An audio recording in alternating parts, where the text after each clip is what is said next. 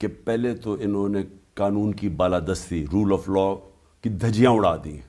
یعنی اپنے آپ کو قانون کے اوپر کر دیا ہے، ساری اپنی چوری معاف کروا دی ہے۔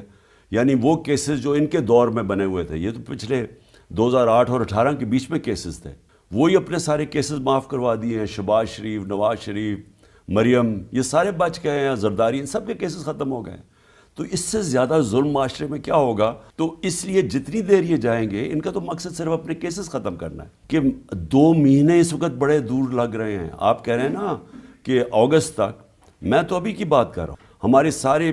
4 ارب ڈالر کی تو چیزیں پڑی ہیں پورٹ کے اوپر جو اٹھا نہیں رہے،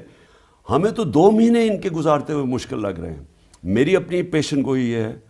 کہ جو بھی ہو جائے، یہ اب گورنمنٹ مجبور ہو جائے گی الیکشن کروانے کے لیے اپریل میں، کہ پہلے تو انہوں نے قانون کی بالادستی، رول آف لا کی دھجیاں اڑا دی ہیں، یعنی اپنے آپ کو قانون کے